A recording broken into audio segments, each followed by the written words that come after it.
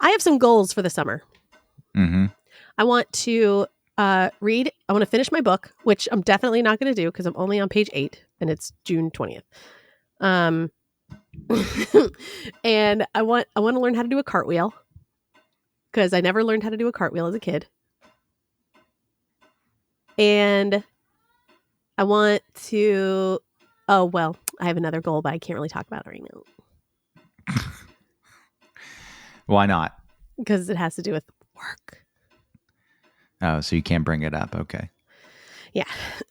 You like? Well, I mean, I can tell you, but I can't tell everyone. Do you like the instilled confidence when you said, "I have goals"? I said, "Mm-hmm." I don't expect a lot from you to respond with my shit. Well, reading a book. I know. Which is one that you're saying it probably won't even happen. Oh, I'm just realizing now, like, I just have not given it time. Because I also have other projects going on, like the thing I can't talk about I'm working on, and then I'm also rehabbing Ellie's whoopee, her blanket. That was my blanket as a kid. It wasn't my whoopee as a kid, but it was my blanket. Like my mom got it as a baby shower gift. And she has turned it into her whoopee. And it's like not cross-stitched, but it's like stitched. Like it has all these little images, these little squares. And all like a lot of the thread is missing. So I've been stitching it and fixing it up. But I had to take the whole thing apart to be able to do it. So it's in like 3 pieces, like the inside part and then the back and then the front with all of the stitching. So I've been redoing the stitching. Hold on one second. Yes, baby. Ellie won't let me put my feet her direction. Oh gosh. I just want to lay down that way. Okay. And then she kept on hitting my feet, and then she kept on like pushing it onto my back. Oh no. Okay. And then she started sitting on me just so that I wouldn't put my feet down. That sucks. I'm sorry. Do you want to sit somewhere else? I just want her to stop. I just want to put my feet that way. Okay, tell her that she has to share the couch with you, or she has to turn off the TV, or she can't watch it. Okay. Brother and sister fighting. Well, he comes to you. He wants you to solve the problem. So you should go out there and you should rip into Ellie. You should scream. You should pick her up by the neck and throw her up to the top of the wall and then toss her into like really scare him. And then when he's crying, you say, "This is what you wanted, right? Why did you come to me with this problem? You wanted me to solve it." That happened on I'll tell you really quick. That happened on Breaking Bad. Remember when those 2 twins of those creepy guy twins from Mexico, they were little, and then that like Don whatever who rang the bell in the wheelchair. Yeah, Don Julio. It's not Don Julio. Don something. He he like put the other twin had like messed up his toy, and so the twin told on him, and then he got the twin that messed up the toy over there, and he like was drowning him, and he was like, "Is this what you want? This is what you want, the punishment for your brother." So you're like evil like that guy. Yeah, Hector. Hector, yeah, Don Hector. Well, it teaches the kid a lesson. It's like, I'll solve my own problems. Yeah, look, turned out well for those twins. So, I mean, they were Are you guys still successful. fighting? Just to make me stop putting my legs that way. She's throwing my gut on the floor. Oh no, baby, don't. It's okay. Hey, suck those tears back in your head. Are you really that upset? Yes. Oh, honey. Elliot! Ellie! Hey! Come here, please. You get to see my parenting in action. Ellie! Okay. Ellie. Babe, you've got to share the couch with Peter, honey. I am! Are you? Yes! He's the one who's taking up the couch! It's not my fault! Oh my god. It's his fault! He has a whole couch! I'm not doing anything! Okay. He said that you kicked him and stuff. Yeah, because he wasn't moving his legs! He has a whole couch! The couch is this big. I have like this much space, and Oh my god. And he also has the part that goes this way. So he has the whole couch. Okay. So which part are you laying on? I'm laying on this side. I have not any space. It's not my fault. Okay. All right, how about this? You lay on this part, like where the TV is this way, and then Pete can lay on the. I have been telling him to do that. Okay, so I'll tell him that too. Okay, will you tell him to come here? Ellie, it's all right, babe. She said, "Go to mom now, idiot." Fucking insane. I know, dude. Hey, guys! Hey, why are we screaming at each other? Hey, listen, you're gonna sit on the couch the way, like, the foot part comes out.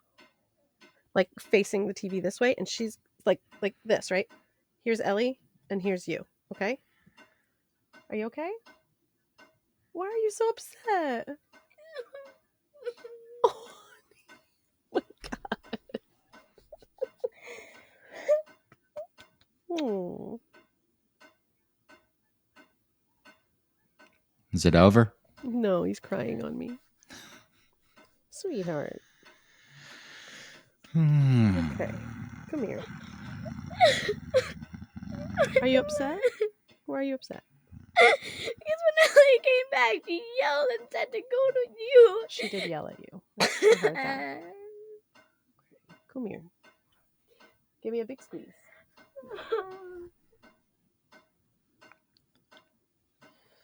Ellie shouldn't talk to you like that. Yeah? She's frustrated. But she shouldn't talk to you like that, okay? I'll talk to her about it. All right? Can you sit on the couch the way we talked? Why did you go that way? Oh, but you have to share the couch. She's sitting that way.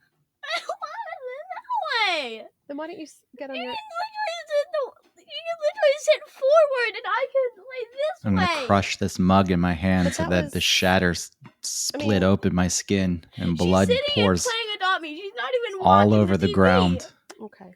and drips down my arm, She's looking that way. runs towards down me. my leg, So, stains the rug I'm standing she on. can sit forward and I can sit that way. Yeah. Here, let me take a pause real quick. You talk to the audience. I'll be right back. Oh my God. I have nothing to say.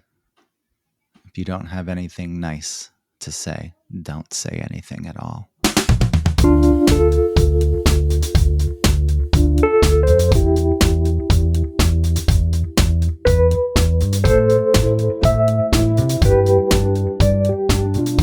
Hello? Hello? I'm so sorry. For the listening audience, you were gone for 8.5 minutes. Sorry. Did There's they nothing I not can do. have... I have to assume that through the multiple years you've lived in that apartment and had Mhm. that couch, that they have their specific spots on the couch. No, they don't. And then I don't get it. It wasn't about, I mean, obviously it wasn't about the couch or the space or something. It was about something else. I don't know. That, I don't know.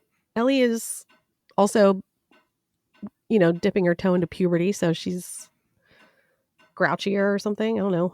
Like, maybe it was about just being annoyed by him, and so she needed to let that out, and both of them are crying. It's something else. It's not about the couch. But I solved it, I think. I made them say sorry to each other about different things. And then the whole thing was that Ellie wanted to face forward. And she was on a part of the couch where she was facing forward. And Pete wanted to put his legs out a certain way that he was laying sideways, but it was like encroaching on her space. So I just made them switch spaces. So now they're happier.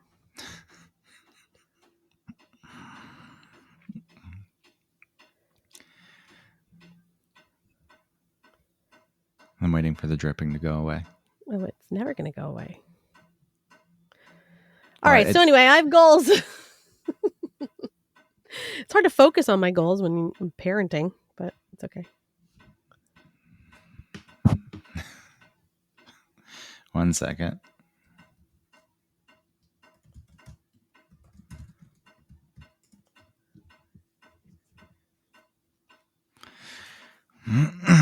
What are you doing? Hello? I had a pitch for me. What is this? Do you hear me talking? Yes. Oh, what are you doing? I don't know. I was getting a Slack message from Christina that said, have you started? And I just wanted to see what it was. I thought maybe she needed something out of the room. But then she says she has a pitch for me. Oh. I don't know what that means. For the show? Like a topic? I have no clue. I don't know. She's not Find responding now. No, it says it can wait till later. So I assume it's... Oh. Ooh, maybe it's anal. That's disgusting now. I got a pitch for you. Butt stuff. Yeah, writing that over the work Slack. Oh, it's work Slack. I forgot you said Slack. Well, sometimes we just use it to communicate because we know we're looking at the computer, maybe not our phones. Yeah, now the drip is driving me insane. The neighbor downstairs has got the fucking mixer going, or the blender, or some shit, which he also has going at 2 a.m. And he makes vats of smoothies. Vats.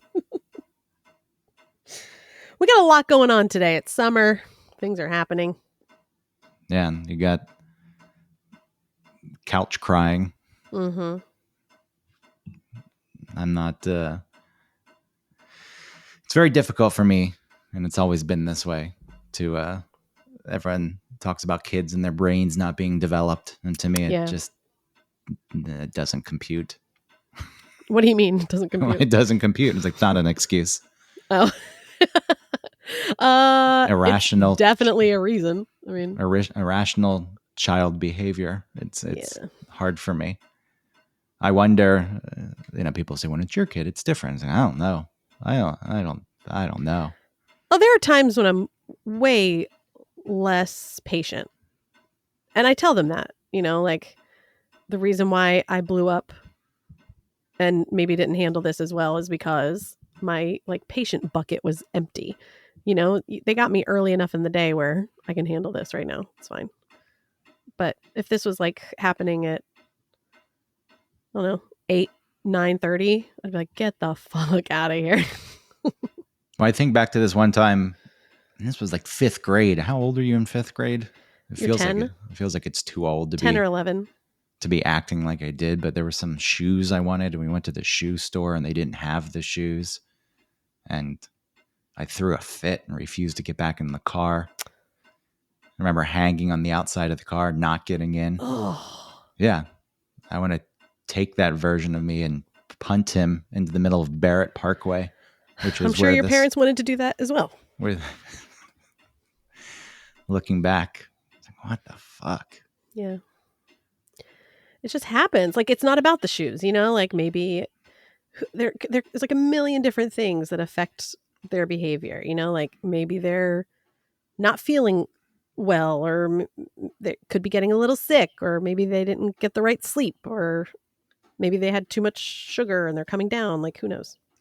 I mean, it carries over into adulthood for a lot of people. That's why I think the undeveloped brain isn't a good excuse, because I look at adults who have developed brains and still act the same way. So I know it's not fair to reverse engineer that and say that kids have the developed brain, but I was watching some video yesterday in the public freakout subreddit. There was a woman vaping on the platform here in New York, and 2 cops came up, told her not to vape. She, gets mouthy. You're only allowed to vape outside? This was an outdoor platform too, but you're not allowed to vape on it. Oh, I didn't. Okay. But I feel like it's one of those things where if somebody tells you not to vape, you just say, okay. And that's the end of it. Yeah. But you could tell that somewhere it's like, how dare you tell me what to do? Because she was young and skinny and good looking with some $2,500 handbag. I only know that from the comments. A Birkin or something? I don't know what brand it is, but people were pointing it out. Yeah. And, it escalated into this thing where they said, let me see your ID. She's like, I don't have an ID, and started screaming at the top of her lungs and encroaching on the officer. And then he kind of pushed her back, and that really set her off. Yeah, they put her hands on her. Like for a second, just like back someone off. Yeah. And then she let loose. It was like, what's her name from Willy Wonka and the Chocolate Factory? Oh, I want the world. Veruca Salt. Yeah, Veruca Salt. Not Violet. Violet Beauregard. Violet was stuck in my head for whatever reason. But like she literally was stomping her feet. Like she started stomping her foot like a fucking child. Yeah. And then they handcuffed her, and you could see on her face she could not comprehend what the hell was happening. Like just completely in shock that she was being arrested. Mm-hmm. I was like, what do you expect? What did you expect? And then the funny thing is, right before the video cuts off, the cop pulls an ID out of the bag. It's like, of course. Oh man, she could have really just chilled out. Of course, you have an ID. No, it was one of these. Yeah. It was one of these people that I'm sure she gets almost everything she wants in life, right? Because of to me, like was it called pretty privilege? Yeah. To me, it's not maybe necessarily, just like you said, also being wealthy. It wasn't necessarily a person I would be attracted to. I would love to tell her that. You're not hot. You're not hot. And then she would just throw something back in my face about. I know, probably like pretty good too, and you'd be like, ah. Yeah, about being ugly. Oh, she'd hit somebody like that. Like she knows exactly where to go. That would bother. Like she would get you to your core, like some core reason, something about your nose. You know, like, ouch. All right, I sent you the thing. Okay. I love the end though when she is being arrested. Pretty.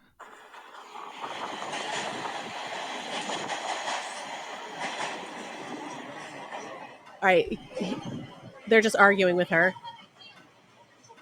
I don't have an ID on me.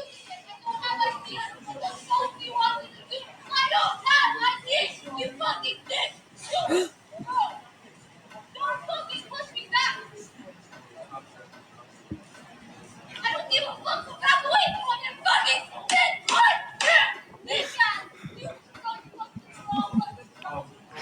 bitch! Whoa! She's getting handcuffed. She's like, "What are you doing? What the hell?" Wow. Why is she so surprised that she acted that way towards police officers and now she's getting arrested? You know? Yeah, one of those people that thinks they're invincible, thinks that the rules don't apply to them in the same way they apply to other people. Yeah, they handled it really well. Like they were really like calm and quiet, and she escalated, and then they just quickly cuffed her. They were like smooth too. You talk about patience, yeah. Yeah.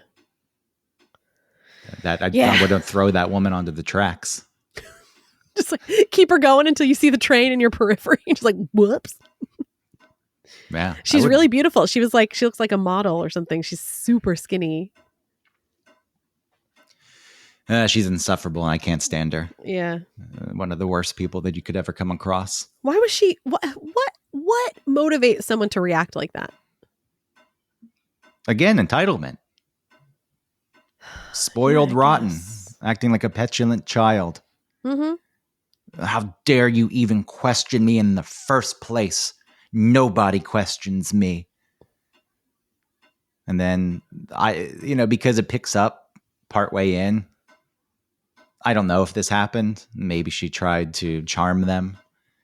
I'm going to use my good looks or she could make like an argument like we're outside, so why can't I vape? I'm outside. But I'm sure somewhere in that brain, even if she didn't try to charm them, she was thinking, you have the audacity to come tell me not to vape? Do you see me? Do you see how beautiful I am? But stuff like that isn't conscious, right? She's not consciously thinking that. It's just that's how worse. She moves through the world. Yeah, that's worse. Yeah. No one's thinking that consciously. At some point you can turn it on. Yes, you certainly can use it to manipulate, make the conscious effort, but I agree that it exists subconsciously. Yeah. But for her to act like such a brat. She did also look very young. Who cares? I'm just She's saying, an adult. Absolutely an adult. I'm just saying, it's even worse when you see the Karens like flip out. You're like, bitch, you are fucking 47 years old. Calm your shit down, ho. What's wrong with you? One of the greatest things is aging for a woman like that. For any woman that gets everything that she wants because she's pretty. There's probably some nice ones. There's probably people maybe Absolutely. are grateful that they won the genetic lottery and they try not to abuse it. But sure, yeah, by default, you're going to get things even if you ask people not to, especially from dumb dudes. Do you think the people that were on episodes of The Swan are really grateful? I don't remember that show. I just know it was. I don't remember. They're a fake ugly or something. No, they were not that conventionally attractive, I guess, or good looking. And so they would go on this show and they would like point out all the terrible things about them and like how they looked. Like, hey, your nose is too big, your chin is this, your cheeks are that, you're out of shape, we're gonna get. And then they would do all these procedures on you, like lipo, breast augmentations, fillers, nose jobs, Botox, haircut, like do's, whatever. And then they would reveal them because they were the ugly duckling and now they're the swan. And it was a very problematic show. Terry Dubrow was a plastic surgeon on it. And he's Heather Dubrow's husband on Real Housewives of Beverly Hills, Orange County. And then also Terry and that other guy have that show botched. So which one is Terry? The one with the schnoz? No, he's the other one, the skinnier one. No, the skinnier one's the one with the schnoz. Oh, then yes, I guess. The other one, see, when you say the schnoz, I'm thinking of the other one because he is from, like, his family is from somewhere where there's like a tendency to have bigger noses. I can't remember where. No, but he's like, the skinnier one. His like specialty is like really subtle nose jobs on people that have like a specific type of nose that he has. No, the one guy's got like an onion bulb for a nose. Okay, then yeah, that's probably Terry. You should just do a quick search of the two. I know exactly what he looks like. I don't need to. No, because you're not recognizing the nose. You think it's the other guy, the shorter, fatter guy. Nope. I know exactly. Fat. I totally understand now why you're calling him the schnoz. I never thought about his nose, but now I totally get it. Well, I think it's difficult not to think about when you watch that show because it's a show where they do a bunch of nose jobs. And but he's a dude, so it's fine. Like, dudes are allowed to be like, have character on their face. Also a rich dude. Yeah. Those two seem fine. They're actually pretty cool. I think Terry is a little bit weird because he really, really enjoys the fame, He's not just a plastic surgeon. He's also like trying to get on TV a lot, which is weird. And then his wife is also very much on TV. So it's just a little strange. But the other guy, what's his name? It's Terry and Paul. Oh, Paul Nassif? Mm-hmm. Yeah, Paul. So yeah, didn't Terry and his wife had some other show? They were pushing something about couples, and it's like when John Taffer from Bar Rescue tried to do a marriage counseling show. Ew, what? I know, it's very strange. Like if you watch enough of Bar Rescue, he ultimately in every episode has a sit down with the person where they really dig in and gets they talk about like the reasoning behind decision makings or something. Yeah, he gets people to open up. Now granted, it's edited, but that aside, I think that there is probably a longer conversation. Like in the show, it just happens so quickly, but I feel as though he really does sit there and talk to the people and has a knack for it. He obviously has a process where at first he comes in and screams at them and breaks them down and shames them. Yeah. And then sometimes they get really embarrassed and then feel like shit, or they get angry. And if you weren't so big, I feel like they probably try to fight him. Oh, like it would come to blows? And with some of these guys at these bars, because he's screaming at them in front of everyone, really calling them out, and it's So embarrassing. it's really like an ego thing. Yeah, and a lot of dudes, since their only emotion is anger, Yeah, they get pissed. And there's some guys who are about the same size as John, but I just don't feel like it's worth it, even when you're equal size. It's like, well, I don't know for sure. Like, I'm younger, maybe a little bit bigger, but it's too close to call, so I'm not going for it. I think it's wild that anyone would think, I'm about to fight this person. I feel like if anything started happening like that, I'd be backing up. I would not like, I'm scared, which I would be definitely scared, but I would be like, whoa, what is going on? You know what I mean? I would be so surprised that it's happening. I wouldn't be like, yeah, I'm going to participate in this dance called We're Going to Fight. So much of it's bluster, though. Right. But then somebody I saw it on Jersey Shore, Sammy does a lot of blustering with JWoww, and then JWoww makes the first boom. Well, you add alcohol, then things really change. Oh, yeah. But even without alcohol, the person on some levels banking that the other person's not going to fight. Right. Mm-hmm. And so you go after them. And then if they back down, which is the smart thing to do, you get to shame them for that. It's like, yeah, you pussy. Yeah. Yeah. Go back to your bitch. And then if they throw punches, then, it's on. And my favorite videos are where the instigator gets knocked out in one punch. And those are my second favorite types of videos. My favorite are when the prankster influencers go out and mess with people. And really, I know sometimes even that you're like, this is set up? But yeah, I mean, there was a time where there was one I saw where the guy really got knocked out. And he still posts it because he gets a lot of views. This is the level that they're operating at. Like, well, I should be highly embarrassed. Still content. Yeah, I should be highly embarrassed that this happened to me. And for me, I'd hide it away from the world. But, he gets knocked out, knocked unconscious. And when he comes to, there's blood. The one guy got shot. One guy, some prankster in a mall, went up to, I can't remember the things that they say to people. Was that not cheaters? No. That guy got stabbed in a boat. Yeah. I think. Yes. But nobody even knows. Cheaters probably isn't real. Even the stabbing, from what I recall, people dug into police records. Nothing was ever reported. What? Really? Yeah. So people think it's oh man, I got fake. Or that maybe that one's real and I'm confusing it with something else. I forget which host got stabbed. That Greco? You feel like was fake? Well, that show in general feels very fake. Yeah. It's so hard to tell sometimes. And that's what I hate is that I do feel really, I think we talked about this before. I feel really savvy when it comes to what's real and what's fake. But then I get tricked. That was fake. I don't know. How'd they do that? How'd they get me like that? I'm smarter than this. I don't know if the show's still on. They had Clark James Gable as a host. Oh, that's right. But he died. He died from stabbing. Is that how he died? No. Make jokes about this man's death. Well, this 30-year-old just trying to make it, following in his grandfather's footsteps. Was it his grandfather? I think it was his uncle or something. He overdosed. That's how he died. I knew. I wish I'd said it out loud. But then I guess I was nervous because you had already said I'd disrespected him by making jokes. He was on fentanyl, oxycodone, and Xanax. Ooh, that's a lot.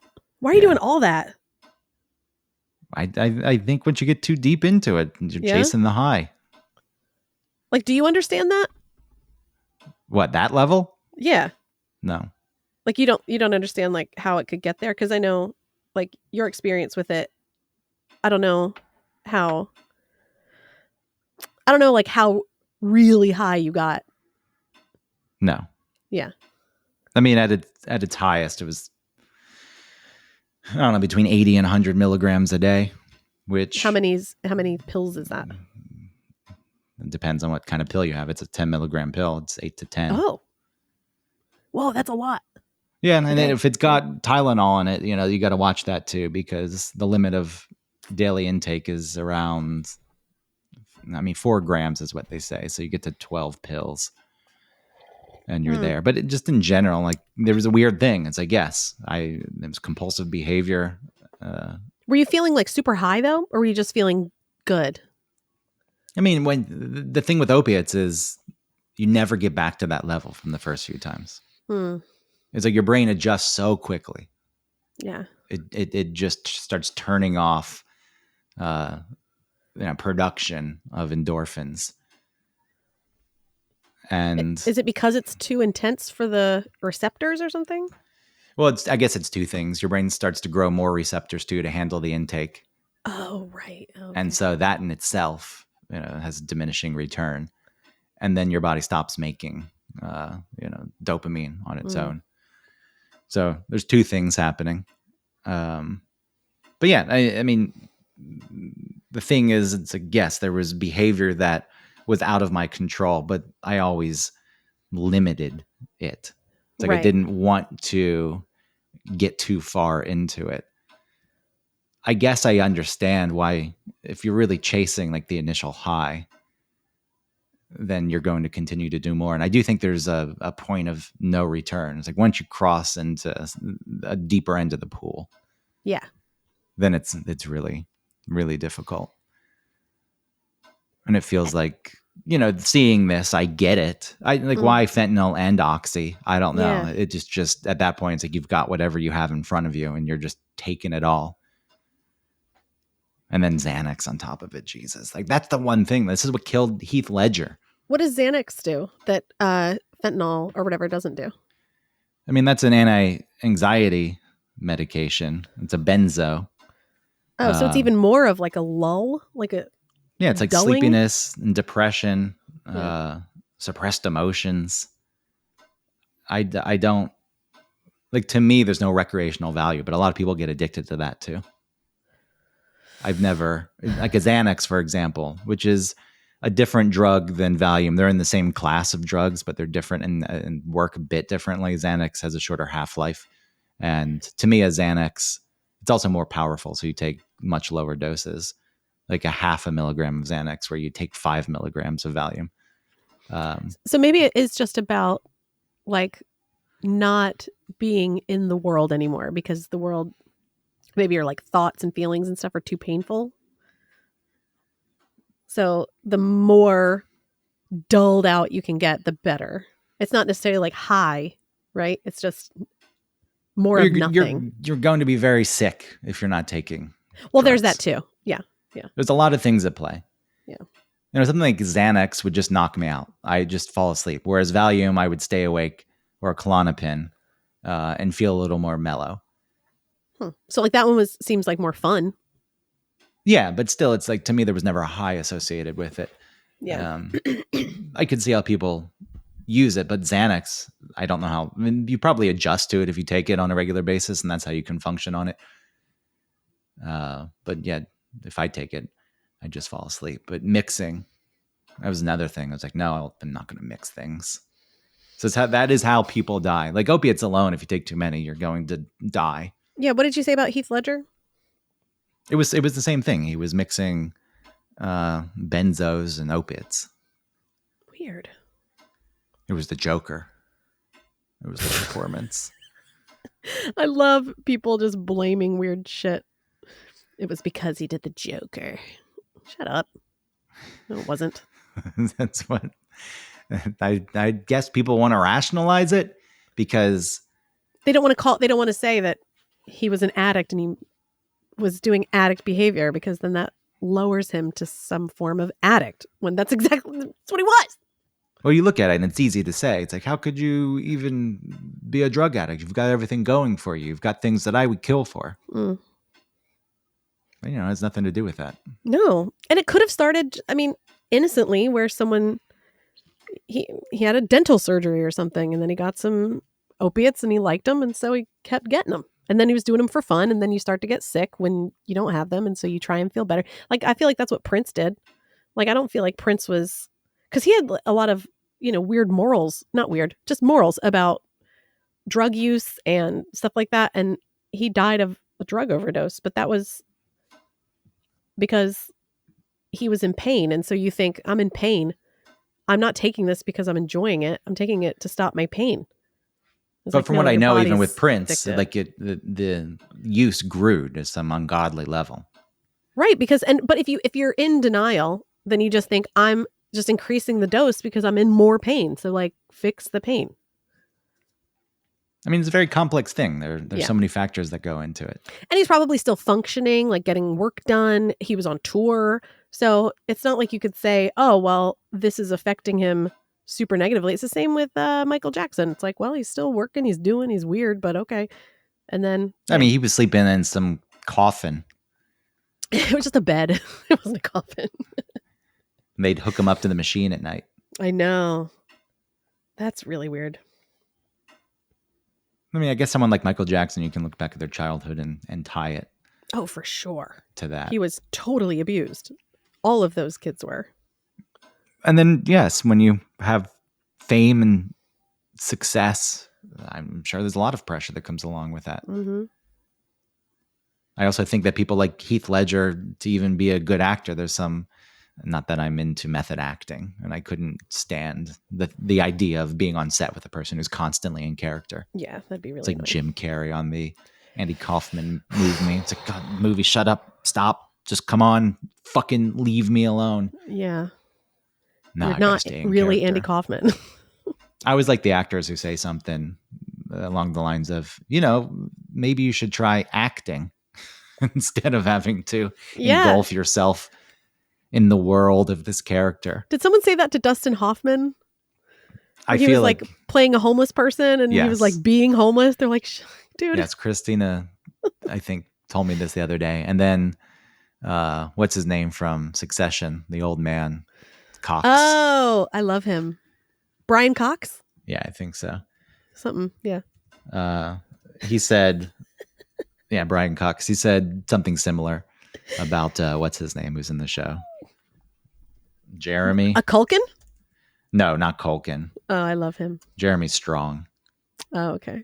Because he goes into the method acting, especially on a TV show. It's like a movie relax, dude.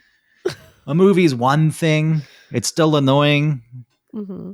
But a TV show, which goes on for multiple years. Yeah. Fuck. But I feel like there's some kind of obsessive, compulsive brain activity going on when you put yourself into a character like that.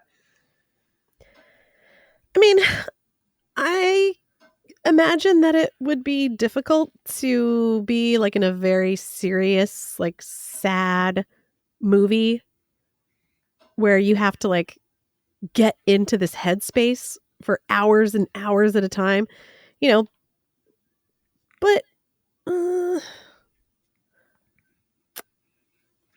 also just like with like drinking or what we're talking about, like doing drugs, like keep your foot firmly planted in reality, go ahead and get in that space, but then also get out of that space because you're annoying everyone. That's why Joker took its toll. It's a very dark role. And to prepare, it was not that big of a deal. And to prepare, he went into a dark hotel room and stayed There's way there. darker roles. Like, have you seen The Witch? Like, get out of here. Those people didn't die of overdoses because they were in a fucking weird, scary movie. Well, even with the Joker movie, Joaquin. I was about to say his name correctly. And then I got to stop yourself from doing that. Yeah, I have to mispronounce it. Yes. He, he's similar. Mm-hmm. Yeah. And the fucking Joker.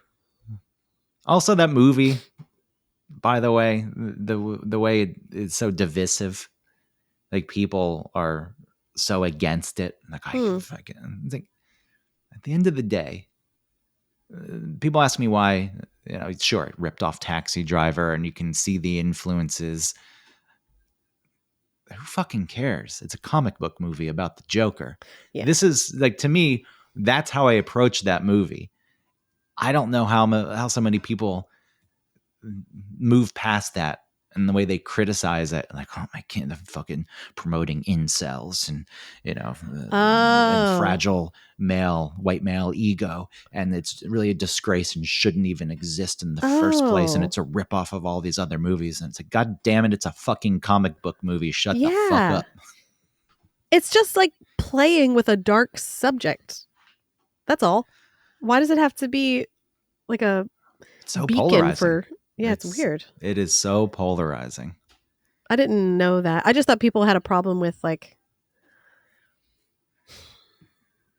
Well, I guess I think about Eric and he doesn't understand the ending. Like that, the world would not respond to him in this way. It's like, yeah, that's fine. It's not about... I don't really know if that was even real. Again, it's a fucking comic book movie. Yeah, who gives a shit? If the world did respond in that way, who fucking cares? I know that they grounded it and made it more realistic, but it's a fucking Batman story. Yeah. So shut up. Yeah. You cannot like it. I sure. No problem with people not liking it, but the way they speak about it, I feel like if they're everyone offended. I feel like if everyone just reframed it and reminded themselves of what it was, like, oh yeah, who cares? Yeah. Okay. All these faults that I see with it. Yeah. I'm trying to think, like, do I have a movie where I don't like it and then I'm like upset when other people like it? Yeah, Ferris Bueller's Day Off. That's mine. You're upset when people like that movie? Because I want to shake them. Yeah. It's a good what movie. The fuck is wrong with you? What's going on in it's your so head? Fun. We already discussed it. It's the other day, but that's what made me think of it. Mm-hmm. I mean, really, I don't care that people like it. Right. I get annoyed when people quote it or speak about it like it's some great thing. And again, Ferris is not charming. He is not. He's annoying, and he's a person I would not like. Sure. Watching a person dance in a fucking parade who didn't belong there and sing. It's like, who the fuck are you to come out of the fucking crowd and jump in you think you're that important and special? Dumb and Dumber is another one that I can't stand when people quote all the time. Yeah, well, not enjoying when people quote movies is one thing. But enjoying Dumb and Dumber is not crazy. Dumb and Dumber is fun. Yeah, I'm not saying it's not. Uh-huh. I enjoy Dumb and Dumber. But I think at some point, just the number of people who quote it, I'm like, okay, shut up. Well, yeah. You want to hear the most annoying sound in the world? No. I know what you're doing. Don't do that. And the people who quote it now, they're in their 40s. They've aged. They're around my age. So you're saying there's a chance. It's a certain type of person. I have to say, this isn't Dumb and Dumber, but I definitely have been one to say there's so much room for activities from Step Brothers. And I've like actively stopped doing that because I started to get embarrassed when I would say it. Good. Yeah. Rightly so. But I'll definitely quote something else, that for some reason has not made it through this is annoying gauntlet yet. I can't stand quotes, I think. Yeah, maybe that's all it is. I've never thought about it, but I don't find myself, I don't think quoting things. Not to say that I haven't shared a quote before, especially back in the MySpace days when you could write blogs. Yeah. But it wasn't from movies necessarily, or if it was something I thought was insightful and thoughtful and existential. Yes, of course. Your quoting is elevated quoting. You're quoting like Nietzsche and I was like a teenage Plato. girl. I was a teenage girl in my early 20s. The things I would post, the blogs I would write. Yes. How everything was melancholy at best. A persistent ennui. I thought it was cool. Yeah. Like I liked the idea of meeting someone and then crying because they know that I was sensitive and thinking about the world. Weird. I mean, that never actually came to fruition. Like, But you liked that idea? so, on some level, Uh-huh. for a short period of time. I know it's very weird. I think there was, it's trying to figure out your place in the world Mm-hmm. in your early 20s. I guess some people do that earlier. I don't know. People, to me, it felt like a lot of people also didn't even think about those things. They just kind of said, okay, this is my life. This is what I'm doing. And I was trying to figure it out. Who am I? What do I believe? What do I stand for? What will I become? And, there's this idea of what you're supposed to become as a man. And then it's like, well, I'm going to cry because you're not supposed to. That'll make me stand out. Yeah. And then you realize there's a bunch of people doing the same thing and they're annoying. And, if they are actually crying, if it's authentic, it's like, oh, come on, fucking shape up a bit. And if they're not, it's like, oh, you're manipulating just to get laid or something. I think that was the other part of why to me, I didn't feel a need to go have sex with people. If I knew that it was a possibility, that was good enough, because you're not above chasing things. Sure. Like, everyone's trying on some level to prove that they're worthy or desirable or whatever it is. But in my mind, it's like the common dude would take this a step further and have sex with you, but I'm not going to. Oh, but not me. I'm very different. Aren't I a mystery? And if I did have sex with you, I'd cry, though. I'd cry in the middle of it. That would be very sexy. No. No. I don't. You gotta cry before, not during. The lines get blurred. I guess so. I'm not saying that it would have gone that far. I'm also not really saying that this existed for a very long time, but it's just a sliver. I remember sitting up late getting... It's like being a pick-me, but as a dude. Yeah, getting like cooked champagne from the Kroger on Peachtree, going back to my apartment at 1660 and just staying up all hours getting fucking drunk. And Mindspace was new. And it was like, wow, like it was still a time you could reach out to people that you didn't know and they'd actually write you back to. And I know it wasn't a dating site, but there was a search function on there where it's like you could really, it was pretty much a dating site. You could narrow it down by like height and shit like that. Hair color, I think, was on there. It's like, what? I am pretty sure that existed for a short period of time. Because I wasn't on dating sites then, so I couldn't be mixing it up. I may be misremembering, but I'm not confusing it for something else. Sure. But there's people that I reached out to randomly, or people who reached out to me randomly that I'm still friends with to this day. Kara, for example, was someone I just randomly wrote. Really? Yeah, my friend Kara. I just randomly wrote her on Did MySpace. you write her at like 2 a.m.? You're like, I'm crying right now.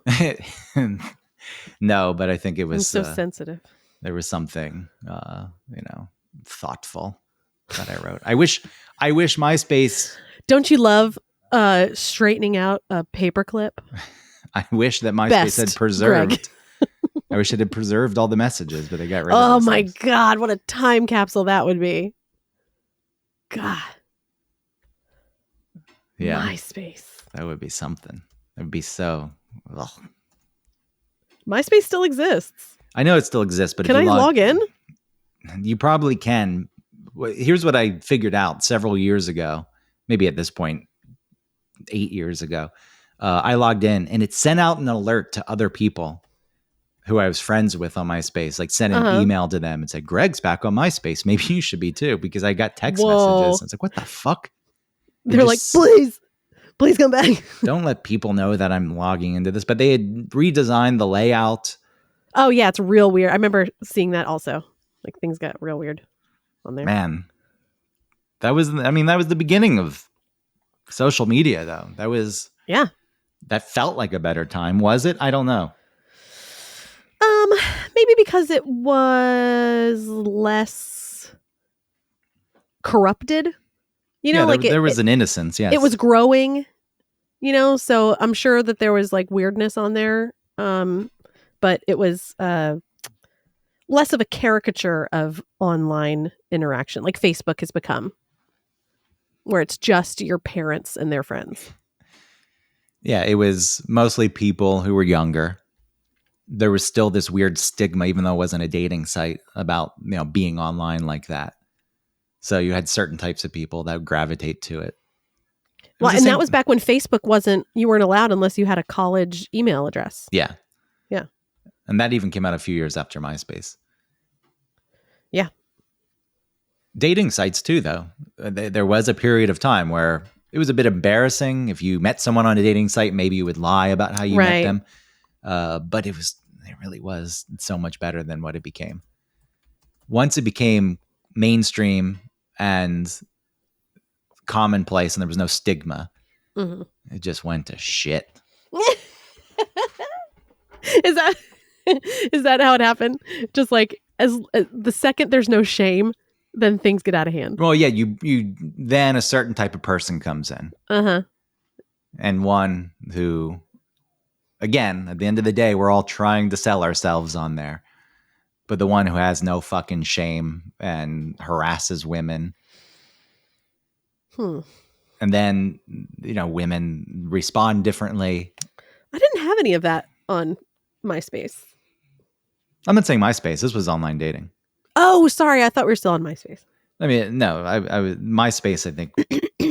At this day and age, people fucking use LinkedIn to try to fucking get laid. This is where we are.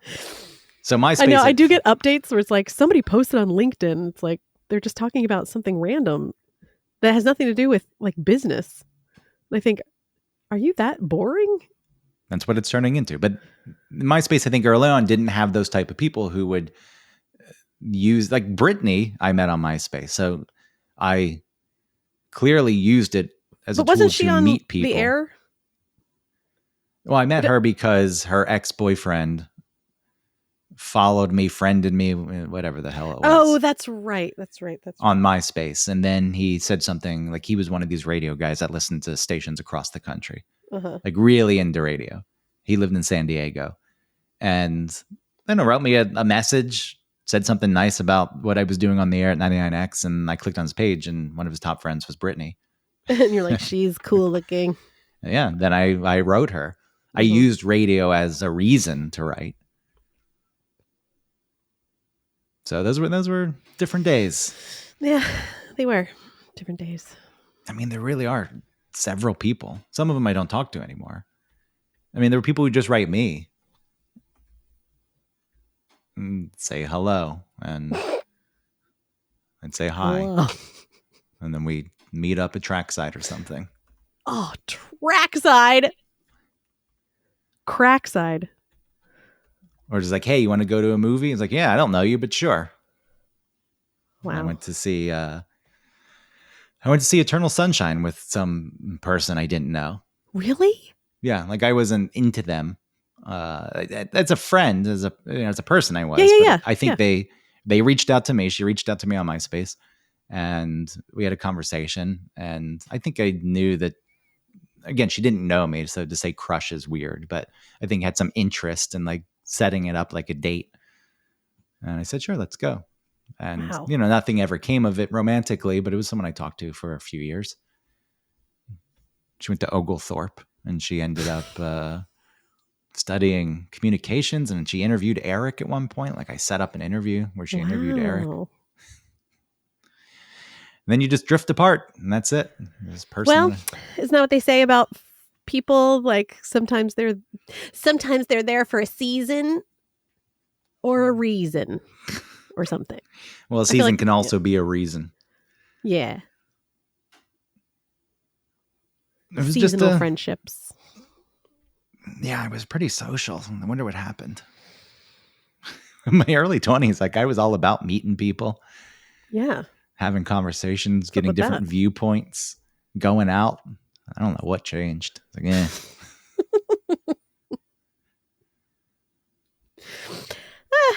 You're getting older.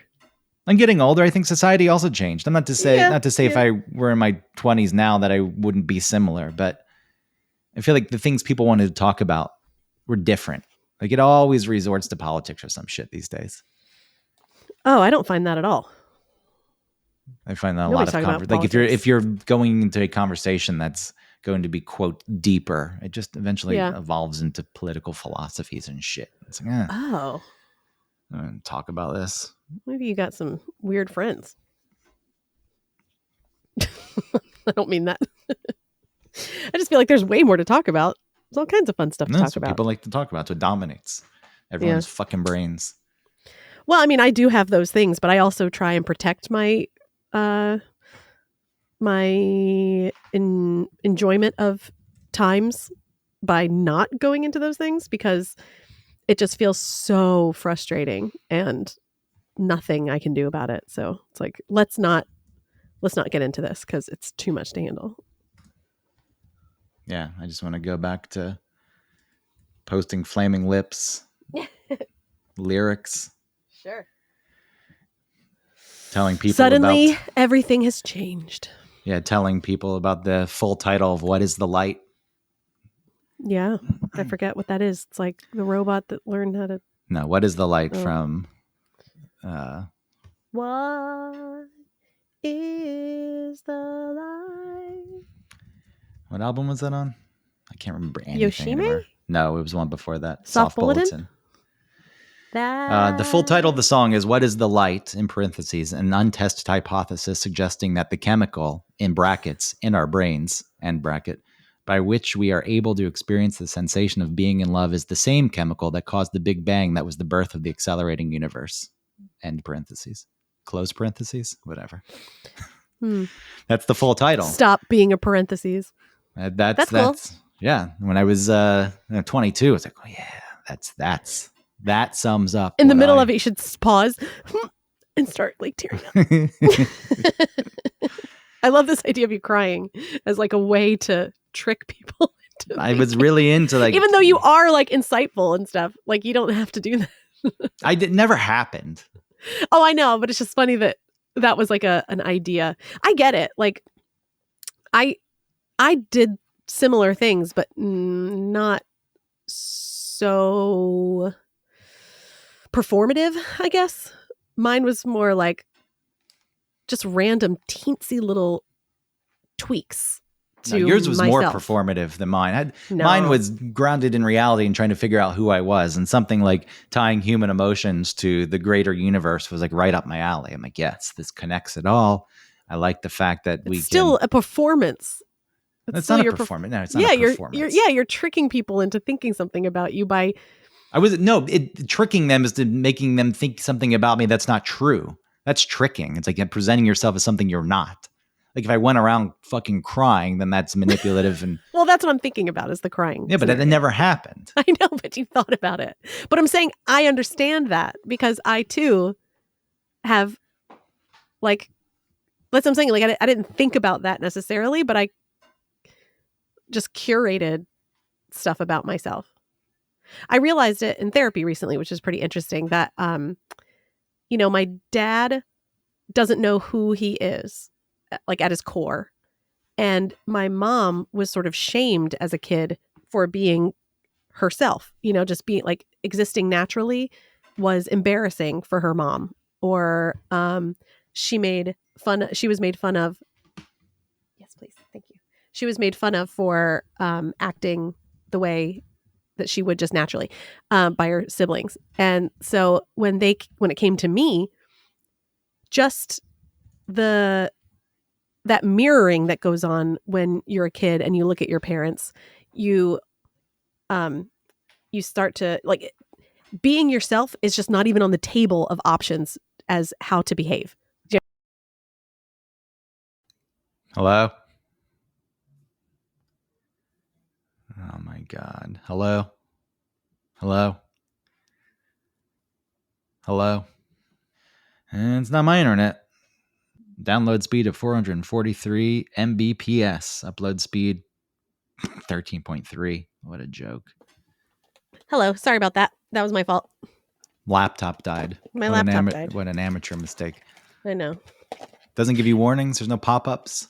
I was working on it. I knew that it was happening, and I had texted Pete to bring me my trivia bag that has my You texted Pete. Yeah. He has a texting device. Well, he has his iPad. So I texted him to bring me my trivia bag. And then he didn't. So. Well, do you remember what you were saying?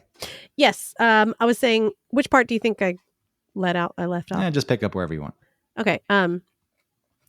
Being myself was just being my total authentic self was never on the table of an option of how to be, because I was never shown that, so now I'm learning that like, oh, I can just be totally myself, which is, difficult sometimes, but also makes me really good at like, charming people, because I can like I can kind of understand what they want from me, and I can give them that without it feeling like a whole lot of mental work, So anyway, I was just saying, like, I kind of understand the idea of thinking about, this is how I want to be. Like, this is the kind of thing I want to present to people, is the person who's like very insightful, and like, I'll give you cool quotes from things. And I tell you little bits of information that make you see me a very specific way that I enjoy being seen as. Just interesting. You've caught on to the fact that you can use authenticity to manipulate people. Very good. That's I learned that no, early I'm not, on. No. Wait, I'm not using authenticity to manipulate. When you're yourself, people can sense it and they gravitate towards it. And if you wanted to, you could put it to nefarious use. So maybe you're not. Not saying I am. I'm not saying I've done that. I haven't done that. Wait, I'm saying that I've been using inauthenticity. No, these days. You said you've been yourself and now people like it and find it charming. No, I was saying that I understand how to turn on the charm and like manipulate how I'm being seen or whatever for people so that they are more comfortable. Like, and that's the way that I can. Then you're missing out. Then you're totally missing out. No, but I'm saying I know how to do that. I do that. I don't do that in real relationships. And like, but if I'm being a waitress or something right now, I would know how to sort of tweak myself to please you, the table, depending on whatever you need from me as a waitress. So impossible. Not my table. You can't. Here's how you please my table. You don't come. You don't ask if everything's okay. You don't. Like, obviously you then have why are you to there? Serve. How do I bring you anything? Obviously you have to serve, but I hate the fact that you serve. And when you come over and you ask if you could bring anything else, I'm like, I hate this dynamic. I can't stand the fact that you are serving me as if I'm some superior being. So the best you could do is just go away and break the dynamic. But I understand what you're saying. Okay, well, I have to interact with you as my table. So I wouldn't chat you up, because I can tell you don't want that. I would leave you alone. So uncomfortable. It's a dynamic. But I was going to say the one thing, even when I'm overcompensating, talking about, a person that I don't like would act this way. So I need to make sure that other people don't mistake me for that person. So I'll go in the complete opposite extreme. That's still authentic to who I am. So as I'm toying with these ideas as a younger age, like, it was all in the mold of who I felt I was. Now, that has changed over the years, like who I am. I think as you learn more about yourself and how you fit in and how you want to fit in, some of that automatically changes. But as we discuss, my stupid plans of what could win people over, it's like it was all at least in the arena of who I felt I was. And I feel like, being yourself, there's always parts that people are going to find annoying and don't like. And I think that's the hardest part. I know I'm a pretty fucking annoying person on some level, and you want to hide that part, but letting it go, it's still difficult to this day. Actually, I was going to say, I do feel like I do a better job of just presenting myself as I am, but I would be lying if I said that it's easier. It's always happening. But in general, I think that from afar, people liked me because at least From there was very this far. well, at least there was this underlying level of authenticity. I like to think that I've always pretty much been who I am and not putting on some kind of act. So that's nice. But yes, the fear was always, if you get too close, though, you'll see the rest of it. And then the parts that you like are going to be overshadowed by the parts that you don't like. Yeah. See, me, I think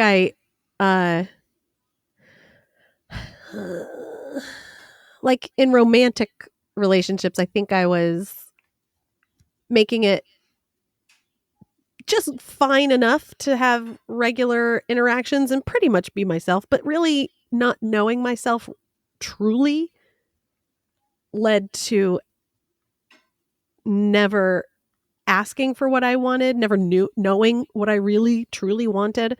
And so nothing worked out because I wasn't even aware to even tell the person what I wanted because I didn't know. Yeah. Yeah. Well, I think we wrap it up there. I don't know if it's if that ties up loose ends or not. No, it does. It absolutely does. We did a great job today. Even though I had many issues. I'm so sorry about that. Yes. There were many issues. That's what happens when you have kids and it's summertime and they're in the house. They're still in pajamas. I got to get them dressed. Yeah, get going. It's noon. I probably have a meeting I'm missing. I probably have a meeting that I forgot about. Oh, no. And Christina has a pitch for you. Man, we got to turn the air back on upstairs. Oh, you turned it off? Yeah, to try to get the dripping to stop. Oh, go and turn that back on for her. She's dying. Yeah, let's wrap it up. Okay. Thanks, everybody, for listening. Follow us online. Like us. Subscribe to us. Tell your friends about us, about this weird show that you listen to that you like. Okay. Thanks, guys. Bye.